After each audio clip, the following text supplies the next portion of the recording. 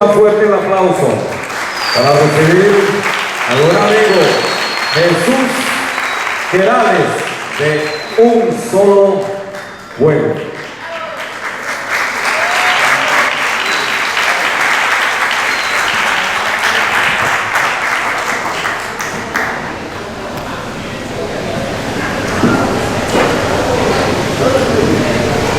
Buenos días para todos. Bueno, estoy, como saben, los amigos míos que me conocen desde hace casi medio siglo, estoy feliz estando aquí. De verdad que me encanta haber sido invitado a este conversatorio donde estamos compartiendo con una cantidad de gente interesantísima sobre nuestras manifestaciones, las que nos identifican, las que nos hacen venezolanos. Yo vengo de una familia musical. Mi padre fue un deportista y músico muy importante en Venezuela, el Teodoro Capriles, alumno del maestro Vicente Emilio Sojo, a quien consideramos el padre de la música en Venezuela. El maestro Sojo nació en 1887 y desde muy joven se dedicó a la música. Por cierto, es paisano de Alcido, guapireño, uno de los más insignes. Que por cierto, yo digo que en Teresa Carreño, o algo más importante que en Teresa Carreño, debería quedar el nombre de Marco Vicente.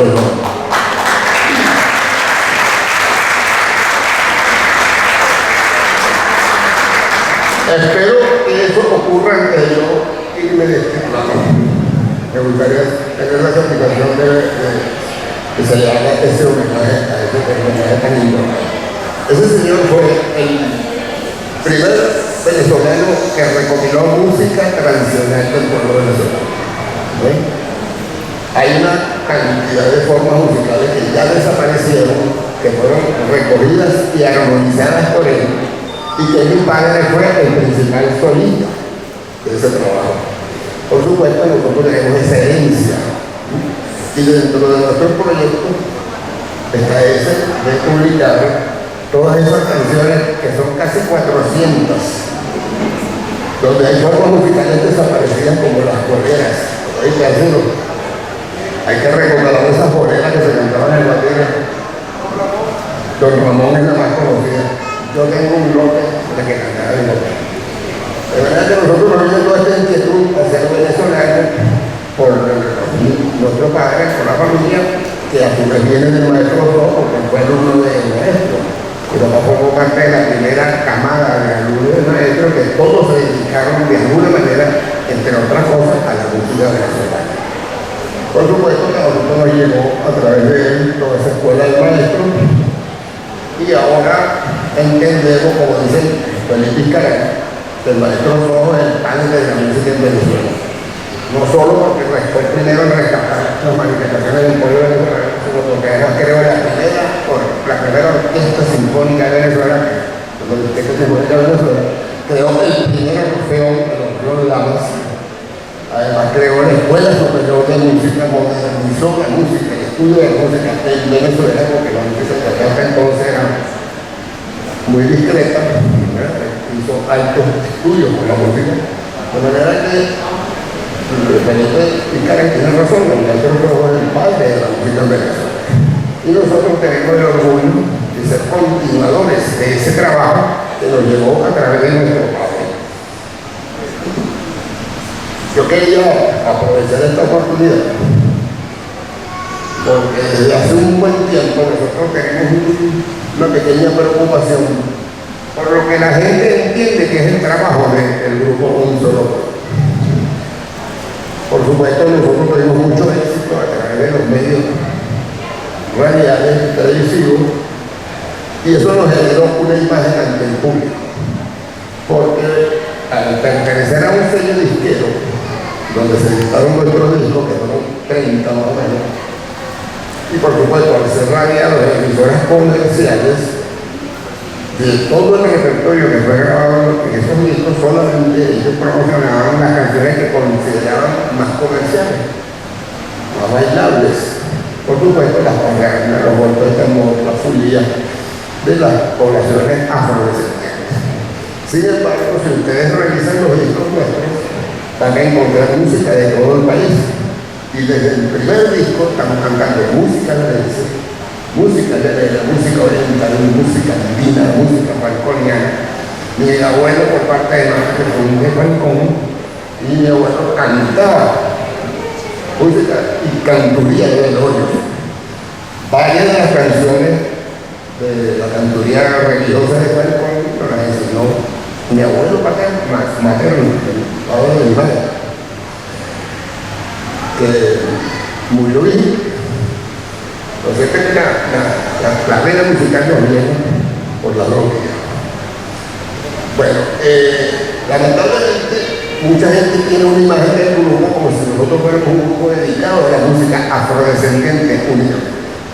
Pero como les expliqué, esa imagen no la generaron los medios de comunicación, que tienen una razón de ser comercial y no ponen música que no consideren atractiva de acuerdo a su criterio al gusto popular. Lamentablemente los medios forman, educan, a veces no educan tan bien, ¿verdad? Y nos corresponde a nosotros de alguna manera tratar de corregir eso. Para nosotros no ha sido fácil, porque a pesar de que nos dedicamos a toda la música de Venezuela, el hecho de que los medios de comunicación invisibilizaran el resto del repertorio generó una imagen, por supuesto, que nos ha costado corregir. Y entonces decidimos, una vez vivido los primeros 45 años, hace unos 2 años, porque en este mes a principio cumplimos 47, y en los 45, que es un número redondo, nos hubiera encantado empezar a echar esos cuentos que hemos recogido durante estos 40 y tantos años, pero que la pandemia nos afectó, ¿verdad? Entonces se aplazó ese proyecto.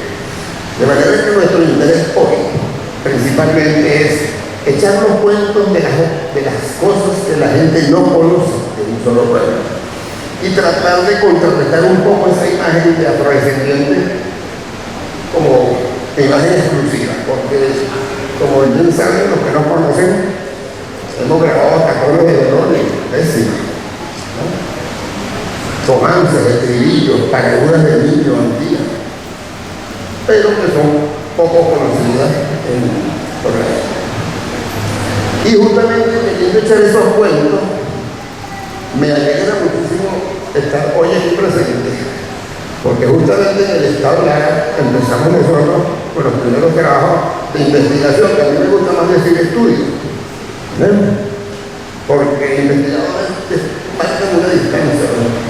Con el objeto investigado, como si estuviera en un laboratorio, ¿no? Un científico o una vaca, con su nombre aquí, investigando unos especímenes inferiores. ¿No? Molesto un poco esa palabra. Sí, no, y a mí mismo, a nosotros mismos. Yo también me formé en un barrio, en Caracas, que tenemos musicales. Y desde los 12 años grabé mi primer disco. Yo me cuadrillé en un conjunto vallenato.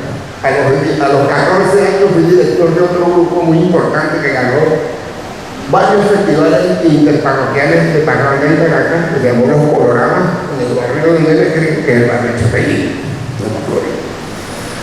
Entonces, nosotros tenemos una experiencia musical desde niños, no solamente con lo que se cantaba en la casa, y que como conversábamos con el versión castellano, a escuchar las armonizaciones del maestro Rojo en piano, con Antonio Lauro, que era como un tío para nosotros, con la guitarra, etc. Sino también después que nos entró la picazón, la comezón con la cosa venezolana, preocupadísimo porque conocíamos mucho la música latinoamericana, ¿no? Por ejemplo, a principios de los años 70 había una fiebre en Venezuela de música latinoamericana. Y nosotros teníamos un grupo que sin querer terminó haciendo música latinoamericana. Y En una oportunidad, en una reunión con músicos extranjeros que vivían en Venezuela, refugiados porque en sus países había dictaduras militares, con ellos compartiendo en reuniones familiares, aprendimos ese repertorio latinoamericano. Cantados sin tener nombre, lo decían los hermanitos que eran. Porque nosotros no teníamos ninguna intención de tener un grupo organizado que hiciera música, lo hacíamos por diversión. En mi casa la música se sentía como un entretenimiento, no tenía ningún otro reto más allá que artístico.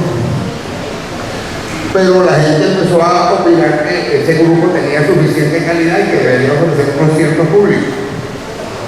Y en una oportunidad un poeta boliviano que nos escuchó nos bautizó como Latinoamérica es un solo pueblo, porque él quería hacer un grupo que representara la música de la patria grande, soñada por Francisco de Llano y Simón Bolívar, desde México hasta la Patagonia,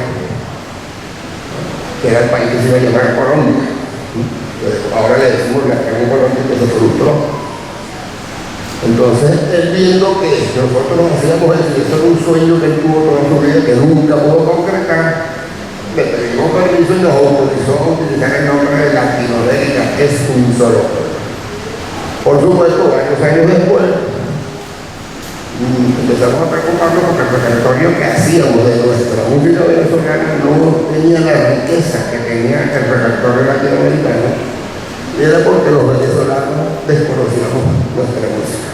Los medios de comunicación daban a conocer muy pocas cosas, el oro llanero principalmente, porque se desató una euforia con él a raíz de que Juan Vicente Torrealba diseñó el arpa y empezó a hacer el joropo con arpa, y justamente coincidió con el desarrollo también de los medios de comunicación, y por supuesto el joropo llanero se convirtió en una especie de emblema musical venezolano, a pesar de la riqueza inmensa que tenemos.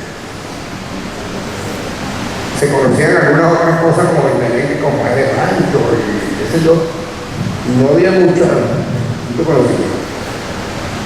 En vista de esa preocupación, alguien nos dijo, creo que se llamaba Camataro Cuica, no sé si alguno de aquí lo recuerda. Los más viejos deben recordar que fue un músico también importante que vivía en Caracas, pero era de esta región. Y él nos dijo, ¿ustedes quieren conocer música venezolana? Váyanse para allá. Y hicimos caso. Con una referencia en el Museo Nacional de Folclore en Caracas, en el que yo empecé a trabajar como voluntario, oí unas grabaciones de Don Pío Alvarado. Me parecieron tan maravillosas que con un amigo antropólogo nativo de aquí de Barquisimeto, llamado Rafael Strauss, recién llegado de México, graduado de antropólogo del Instituto Nacional de Antropología, llegó con un concepto nuevo de esas cosas que llaman investigación, o que llamaban la antropología de investigación, que era la integración con las comunidades de manera de aprender con ellos, conviviendo. Y eso hicimos. Nos vinimos para la tabla en el año 76, a finales de abril, y llegamos a la población de Carona buscando a Don Pío. Conocimos a Don Pío, escuchamos todo lo que cantaban, y nos impresionó tanto que en el mismo regreso, viajando para Caracas, en el carro, Sorena Valdivieso, Rafael Strauss y yo decidimos no hacer más música latinoamericana y dedicarnos a buscar la música del pueblo venezolano, porque si lo que encontramos en Carona tenía la riqueza, seguimos en pocas, imagínense lo que habría en el resto del país. ¿No ven? Que hoy, después de 47 años, me sigue impresionando lo que sigo aprendiendo. Hoy, por ejemplo, con el Tambourino Viejo, no tenía ni idea de esos detalles que dije ayer, y me parece maravilloso. Hoy hay que rescatarlo, hoy que ofrecer mostrarlo, hacer lo que sea para que el país lo conozca. Esa fue la inquietud que tuvimos hace 47 años y que comenzó aquí en el Estado. Por eso me alegra estar hoy, me alegra más aún estar hoy aquí, echando este cuento por primera vez en Venezuela.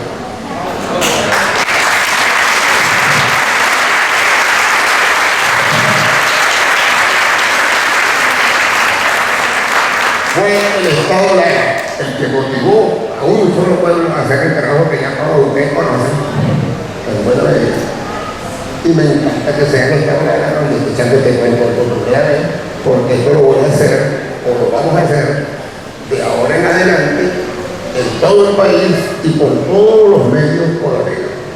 Por ejemplo, vamos a grabar una serie de videos por cada disco producido, donde vamos a dar detalles del repertorio que lo contiene y de dónde viene, se crece, como para reforzar lo que no hizo la radio en su momento, que invisibilizó la mayor parte del repertorio y dando a conocer las canciones que la gente nos pide cada vez que nos presentamos, porque a nosotros nos encantaría llegar a un concierto y cantar la parranda de San Pedro, o cantar en Zaragoza, o cantar cualquiera de esas maneras de cantar. No, lo que quieren es escuchar la gatita, Dios, Venezuela, vos del Callao, la negra como yo. Tampoco. Entonces, por supuesto, eso no fue como que poniendo una camisa de fuerza, ¿no? Que nos impidió y nos fue alejando poco a poco del repertorio que más queríamos cantar para complacer el repertorio de la gente, que la gente conocía, ¿no? Incluso, fíjate, con esa angustia creamos un grupo que se llama Canturía, para cantar solamente la música religiosa del pueblo que hizo la campaña de gozo. Y cuando dábamos conciertos con Canturía, la gente decía, ¡vamos a callar! ¡Vamos aquí! No, ya va, que esto no es un concierto de un solo pueblo, es un concierto de Canturía para mostrar la música. ¡No! ¡Vamos a callar! Y nos traíamos los instrumentos para cantar ninguna de esas canciones. Como los instrumentos que se utilizaran para la música religiosa. Pero la gente no lo entiende, no es fácil que lo comprenda cuando están avasallados por los medios de comunicación, ¿verdad? Un poco lo que yo quiero con mi mensaje hoy es sensibilizar a la gente en ese sentido, porque nosotros impusimos un concepto nuevo de la música venezolana. Nosotros descubrimos el mundo musical venezolano para los pobladores. A mí me dijo en una oportunidad en Puerto Rico, Tite Curé Alonso, el famoso compositor de la España, ¿no? Que era periodista, muy amigo del poeta Jesús Rosa Marcano, que fue el poeta de un solo pueblo, que un solo pueblo tenía un mérito. Él consideraba, cuando él se refería a nacionalizar algo, se refería a lo latinoamericano. En América Latina y el Caribe hay calipso, ¿verdad? Sobre todo en las islas de habla inglesa. Y ese calipso se sigue interpretando en otros países como Venezuela, en zonas de habla inglesa como el Callao. Y hay otros países en Centroamérica, como Honduras, como Nicaragua, y otros que también tienen un pueblo inglés, que origen inglés, que cantan calipso. Pero ese calipso en inglés, a los latinoamericanos de habla hispana no les gustaba. Tenía mucho éxito en las islas de habla inglesa, pero en las islas de habla hispana no. Cuando nosotros grabamos Woman del Callao, por primera vez a los latinos de habla española les gustó el calipso. Y a mí me dio Tite Curé Alonso que el mérito de un solo pueblo había sido nacionalizar el calipso. Lo hicimos del gusto de Latinoamérica de habla hispana, ¿verdad? Tuvimos, según él, ese mérito. Yo entendí después que nosotros lo que hicimos con la parranda, con el tambor, con la fulía, fue nacionalizarla, que ya lo habían hecho los maracuchos con su gaita, nadie cantaba antes. A partir de los años 60, los maracuchos dejaron de cantar la gaita como se hacía en el sur y la nacionalizaron. Y fue cuando le gustó a toda Venezuela, y después la gaita se convirtió en todo lo que sabemos que pasó con ella. Yo entendí, cuando Tite Curé me dio eso, que el mérito nuestro era haber hecho del gusto de la mayoría de esas formas musicales que solamente celebraban los nativos. ¿Verdad? Por supuesto, a partir de ese momento empezamos a trabajar todo en función de eso, porque lo que había que hacer para que al pueblo le gustara una manifestación en particular era hacerla de su gusto. Ya eso lo inventaron los llaneros primero, con Vicente Torrealba, cuando desarrolló el conjunto de Paco Primagaca, que no existía. La segunda manifestación que logró eso fue la gaita. Y la tercera grupo nosotros con la parranda, la judía y los otros. Que nos hubiera encantado, por supuesto, que fuera con el resto de la música de Venezuela, pero que los medios de comunicación no nos permiten. Incluso los mismos sellos disqueros. Los sellos disqueros, un disco que sacamos en el bicentenario del natalicio del Libertador, que se llamó 200 años de vigencia. Hicimos una antología musical donde estaba la canción La Arigua. Y yo me impuse ante el sello disquero y lo obligué a que esa fuera la canción que saliera a promoción en contra de su voluntad. Yo casi que lo chantajeé, o me la promocionen o no gana una. Y no les quedó más remedio que promocionarla, por supuesto, no la promocionaron con la discusión por los anteriores. Sonó, por supuesto, por radio, no sonó como nosotras, y donde quedó fue en regiones como esta, porque se parece al canto, ¿no? Con canto a dos voces, en un palo igual, en un canto de la Sierra de San Luis y de todo Portón. Igual de semana, que por cierto grabamos mucho. No tengo muchas formas musicales para poner a grabar, pero que no son del mundo, por supuesto, de los comerciantes de la música venezolana. Entonces, ese trabajo de promoción de esa música no comercial tuvimos que intentar proyectarla por otras vías, como fue la creación de Canturía, del grupo Canturía, y de espectáculos de música y danza. Hicimos en todos los teatros de Caracas y en algunos del interior, donde mostrábamos las formas musicales con sus danzas y teatro, porque el pueblo también tiene teatro infamulante, es un teatro, es música, danza y teatro, ¿no? Hay muchas manifestaciones en Venezuela de esa manera.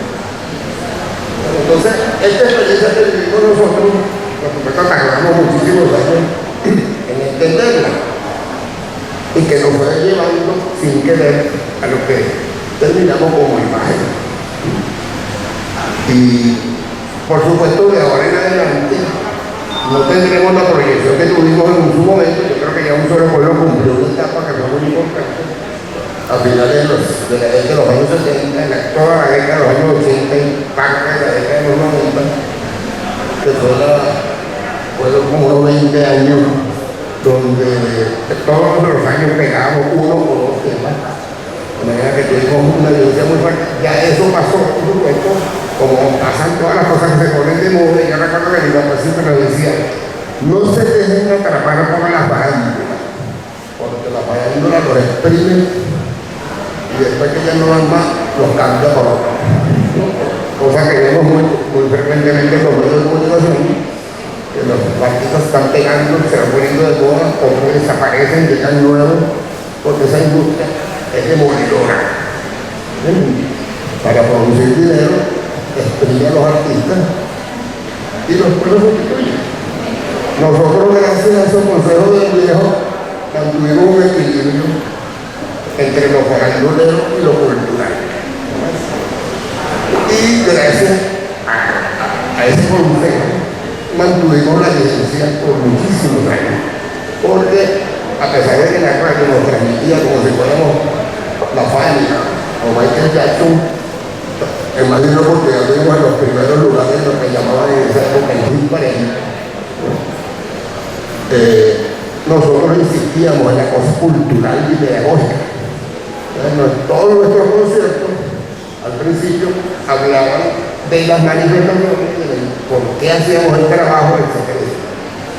De manera que tratábamos de contrarrestar la imagen de administradores de baile que tienen los grupos que administran baile, como la salsa, el merengue dominicano y otras, el vallenato y otras cosas.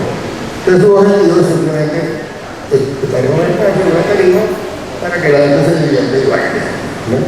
Nosotros queríamos ir un poco más allá de eso. Por supuesto, nos encantaba que la gente por primera vez no le sacó el papelito. Nos encantaba que la gente también se divirtiera con la música nuestra. Por supuesto, Venezuela hace 50 años, 40 años atrás, todo lo que celebraba lo celebraba con música extranjera.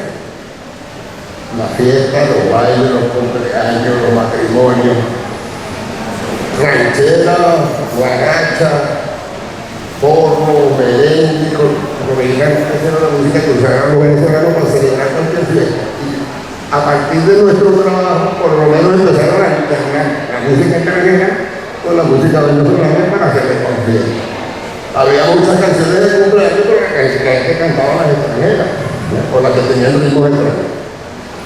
Entonces, bueno, la satisfacción que tenemos es que por lo menos el venezolano empezó a utilizar sus propias manifestaciones para hacer sus celebraciones, por lo menos alternando, no desapareció la cancha, por supuesto, ni desapareció, pero por lo menos le cedieron un espacio a la música nueva. Y hoy tenemos el orgullo de sentir que todo eso pasó a consecuencia de nuestro trabajo. Que no es un invento nuestro, nosotros, como dije al principio, somos continuadores de un trabajo que empezó el maestro Rojo, que lo siguió mi papá y que lo seguimos nosotros los hijos de él. Y que esperamos que esa música que en un momento tuvo una euforia, como las canciones que todos ustedes recuerdan, se retome, no necesariamente con un solo pueblo, sino con cualquier otro, porque una de las cosas que yo siento que me frustró un poco fue que al principio pensábamos que un solo pueblo iba a generar un movimiento musical de gente que iba a hacer propuestas parecidas a la nuestra, como pasó con la música llanera, por ejemplo, cuando Vicente sale la primera vez, pero de ahí se dio un movimiento donde aparecieron cualquier cantidad de cantantes, artistas, y que eso trascendió. Todavía quedan vivos, creo que dos de ellos. Y ahí se desarmó. En el caso nuestro, lamentablemente fuimos los únicos. Hubo grupos que nos invitaron, pero que no hicieron propuestas. El grupo Vera fue uno de los pocos que hizo una propuesta suya, que también fue exitosa, pero el no haberse dado un movimiento. Se enteraron de grupo.